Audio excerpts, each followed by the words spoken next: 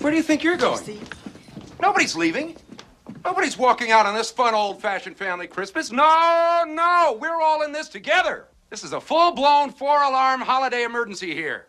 We're gonna press on, and we're gonna have the happiest Christmas since Bing Crosby tap danced with Danny fucking Kaye. And when Santa squeezes his fat white ass down that chimney tonight, he's gonna find the jolliest bunch of assholes this side of the nut house. And welcome to a special edition of Traveloddities. Yes, it's me by myself, all by my lonesome. Happy Christmas. How's everybody doing? I hope that you've found yourself in a good place. You made it safely to your locations, and you're having yourself some adult eggnog and maybe a vodka and cranberry. So everybody knows about the poem, "Twas the Night Before Christmas." It's well over 200 years old. It's literally the most famous poem of all time. But nearly 200 years after it was published in New York's Troy Sentinel, we still don't have a definitive as to who wrote A Visit from St. Nicholas, a.k.a. "Twas the Night Before Christmas." So when it appeared in the newspaper back December 23rd, which was 200 years ago yesterday, back in 1823, there was no name attached to it. It wasn't until 13 years later that Clement Clarke Moore, which is who we know and love as the author of this poem, he was a professor, a poet, and was credited as being the author of "Twas the Night Before Christmas."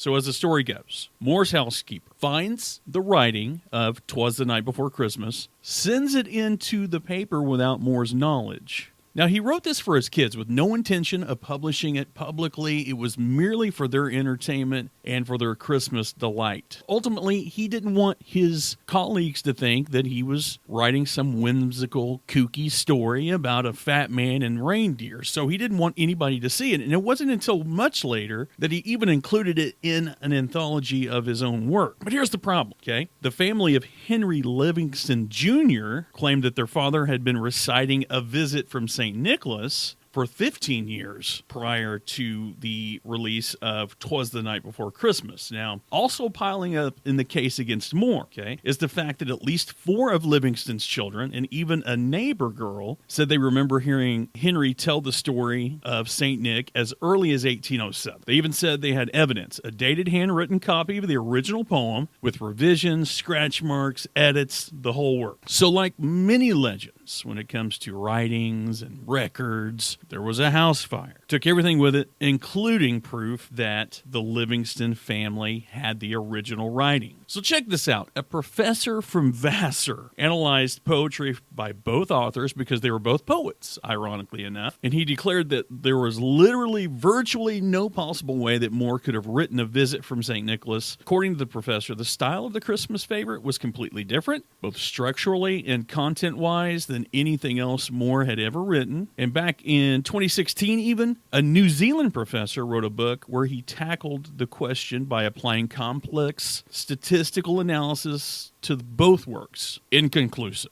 It may have leaned a little bit more towards Livingston, but I mean, it's such a fine line, because clearly not even research could overturn the fact that Clement Clarke Moore is credited as the author.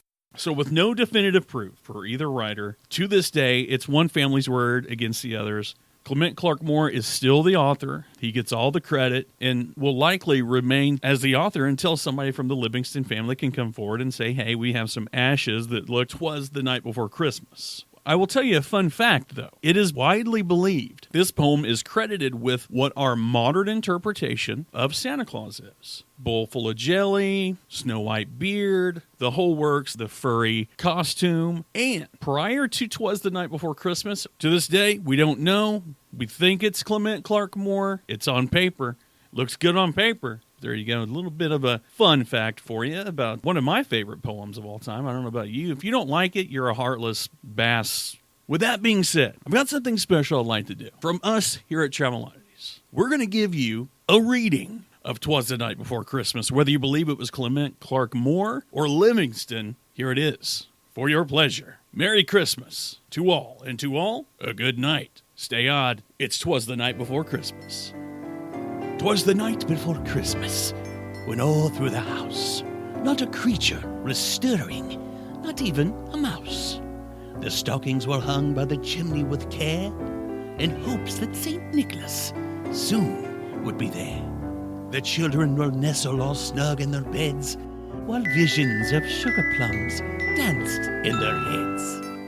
And Mama in her kerchief and I in my cap had just settled down for a long winter's nap. When out on the lawn there arose such a clatter, I sprang from the bed to see what was the matter. Away to the window I flew like a flash, tore open the shutters and threw up the sash. The moon on the breast of the new-fallen snow gave the luster of midday to objects below, when what to my wondering eye should appear but a miniature sleigh and 8 tiny reindeer. With a little old driver so lively and quick, I knew in a moment it must be Saint Nick. More rapid than eagles his coursers they came. He whistled and shouted and called them by name. Now Dasher, now Dancer, now Prancer and Vixen, on Comet, on Cupid, on Donner and Blitzen, to the top of the porch, to the top of the wall. Now dash away, dash away, dash away all. As dry leaves that before the wild hurricanes fly, when they meet with an obstacle, mount to the sky. So up to the housetop the coursers they flew, with the sleigh full of toys and St. Nicholas too. And then in a twinkling I heard on the roof the prancing and pawing of each little hoof. As I drew in my hand and was turning around, down the chimney St. Nicholas came with a bound. He was dressed all in fur from his head to his foot, and his clothes were all tarnished with ashes and soot. A bundle of toys he had flung on his back, and he looked like a peddler just opening his pack. His eyes, how they twinkled, his dimples, how merry.